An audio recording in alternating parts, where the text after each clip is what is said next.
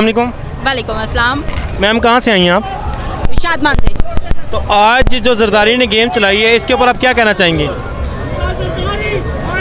बस सिर्फ इतना ही कहना चाहती हूँ कि आज तक सुना था कि कुत्ते जो हैं वो ज़्यादातर भौंकते ही हैं, लेकिन कोई कोई अंदर काटने वाला भी निकल आता है। तो यही कह सकती हूँ कि ये कुत्ता सारों को काट गया है, सिंध का कुत्ता।